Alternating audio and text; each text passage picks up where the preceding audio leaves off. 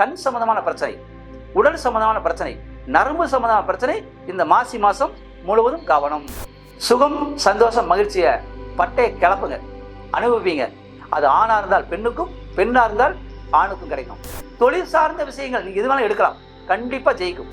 இந்த கன்னிராசி இருக்கிறவங்க எல்லாம் தன்னுடைய சகோதரர்களை சேர்த்துக்கிட்டு நீங்க தொழில் செஞ்சால் கண்டிப்பா ஜெயிக்கும்.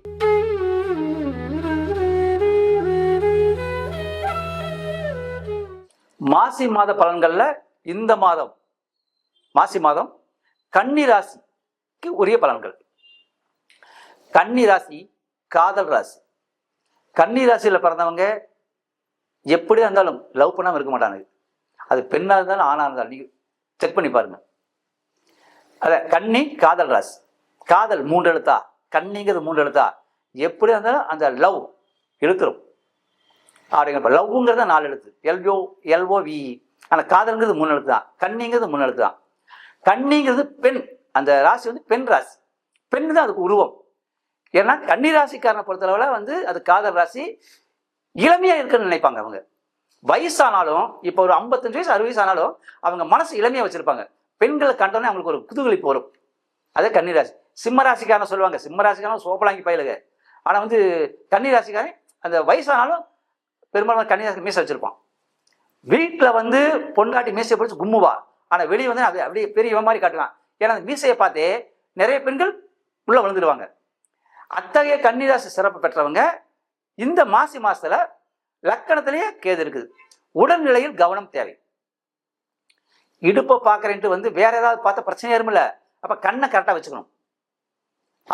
அப்ப கண்ணு நம்ம கண்ணை இப்போ நம்ம நேரையே பார்க்கறதுக்கும் கிளாஸ் இப்போ கூலிங் கிளாஸ் போட்டு பார்த்தா தெரியாது.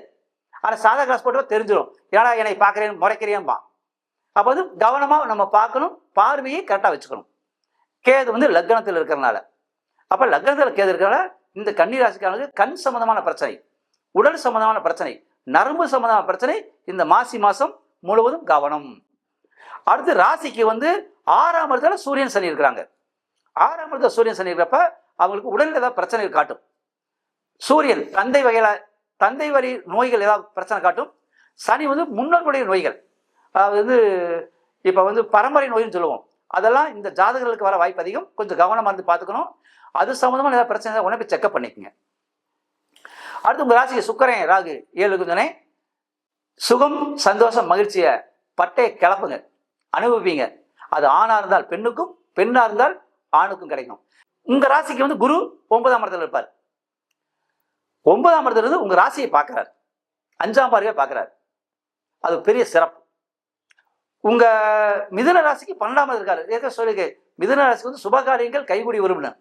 அப்ப உங்களுக்கும் கன்னிராசியில் பிறந்தவங்களுக்கும் சுபகாரியங்கள் கண்டிப்பா கைகூடி வரும்.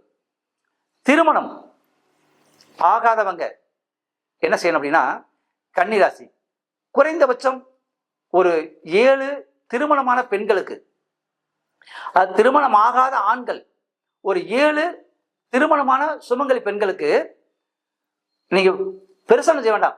பூ, குங்குமம் மட்டும் வாங்கி கொடுங்க.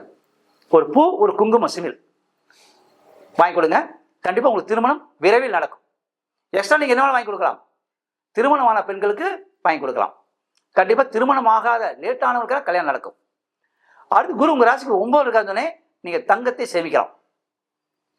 உங்க ராசிக்கு 9ல குரு இருக்காரு. எப்படியாவது அடிச்சு பிடிச்சாவது கண்ணீர் இருக்கிறவன் கொஞ்சம் சின்ன தங்கமாக வச்சிருப்பான், வைக்காமல இருக்க முடியாது. அதை இந்த தடவை நீங்க சேர்த்து வைக்கலாம். அடுத்து உங்க ராசிக்கு 10ஆம் இடத்துல செவ்வாய் இருக்காரு. குறிப்பா 10ஆம் இடம் தொழில் சம்பந்தமானது. நீங்க தைரியமா சுய தொழில் செய்யலாம். உங்களுக்கு குரு பலம் வர மே மாசம் வரைக்கும் இருக்குது. அதாவது மே 11 வரைக்கும் இருக்குது குரு.